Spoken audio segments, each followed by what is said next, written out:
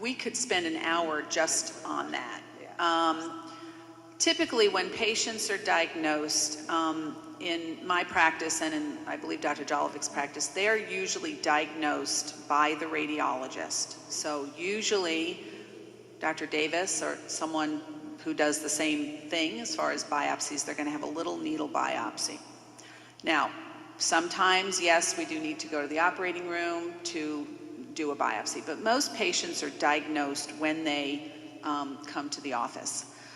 That's the point now where, okay, they're getting tons of information and we have to make decisions. Do they need chemotherapy? Do they need chemotherapy before surgery? Do they need surgery? What kind of surgery? Do they need radiation treatments? Can they have reconstruction? So a lot of the things that are driven as far as those decisions are, number one, back to those 3 proteins we talked about. The estrogen receptor, the progesterone receptor. The progesterone receptor isn't quite as important, and the HER2 receptor. So patients that are triple negative, they may get chemotherapy beforehand. Most patients with triple negatives are going to get chemotherapy, and when I'm done, I'm going to give this to Dr. Kumar, and he can talk about it more. Patients that are HER2 positive, most of the times we're going to do chemo and targeted therapy before surgery. Again, not everyone with HER2 positive, very tiny, small ones may not need chemo, but most patients with HER2 positive are going to need chemo. If you have an estrogen positive, progesterone positive, HER2 negative, there's a good chance you're not going to need chemotherapy. There are other studies that we do to help us decide, but good chance you're not going to need chemotherapy unless we have a very, very large tumor or a lot of lymph nodes involved. When do we decide who gets a lumpectomy and who needs a mastectomy?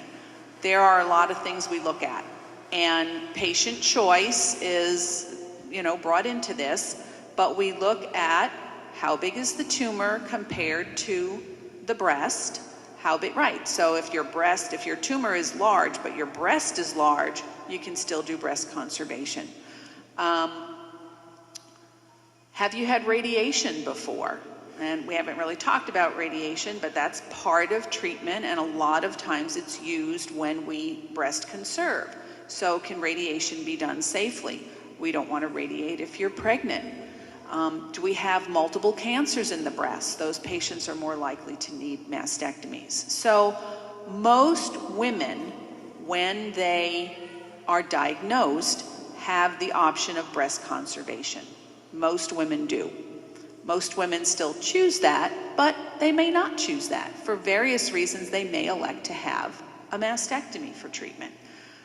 Also, there are a lot of things that have changed with mastectomies. For the last, maybe 5 years, we've been doing nipple-sparing mastectomies, where we save the nipple. There's been an increase in this country with removing the other breast. Now, there's been a lot of information on should we do that, should we not do that. We look at a lot of things and counsel patients, and I don't know if Rhonda needed to do that or chose to do it, but we look at what's the age of the patient. Does she have any other medical problems? What are the genetics? What's the stage of her cancer? And try to counsel somebody on the best thing for them. So I'm gonna give this to Dr. Kumar, and he can comment a little bit on chemo. So it's a very complex question, and there are lots of angles in this discussion. But the way I'd like you to think about treatment of breast cancer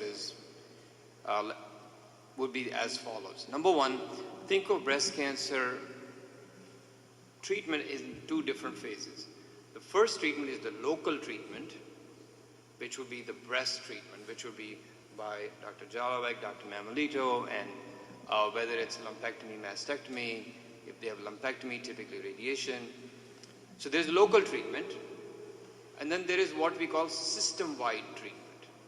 The system treatment is given typically for, let's say, if there are breast cancer that have escaped the breast area and now it's in the body.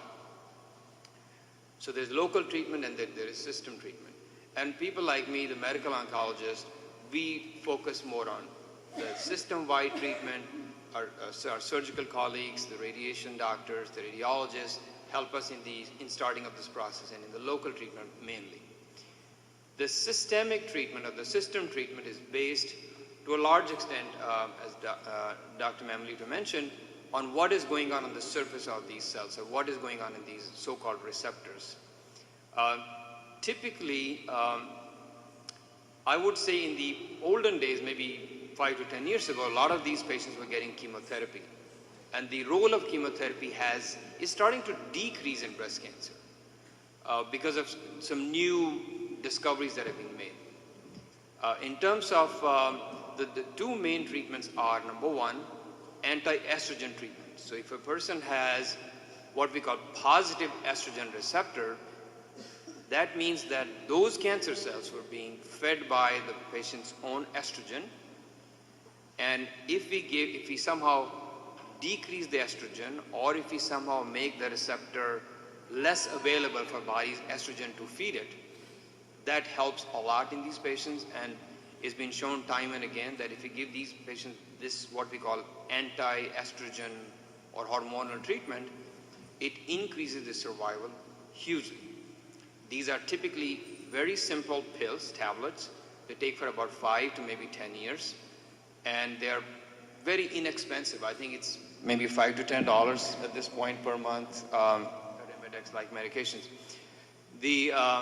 And this is a hugely important treatment, probably as important or maybe even more important than chemotherapy in a lot of our patients.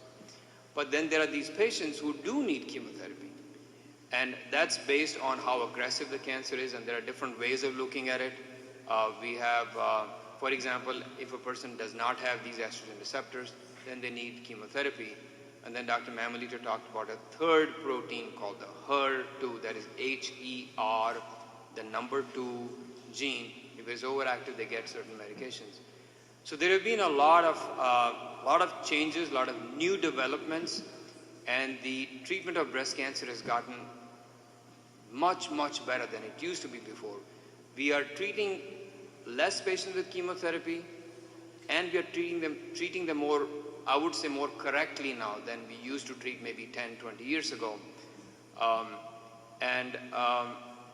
I think we are doing, I think it's definitely made progress. But it is definitely a complicated discussion when we first meet with our patient. It takes a long, long time. We spend a lot of time describing it. And it's always a team effort. So it starts with the radiologists, the surgeons, the radiation doctors, people like me, and then the medical doctors, and the patients themselves are the primary advocates of all this.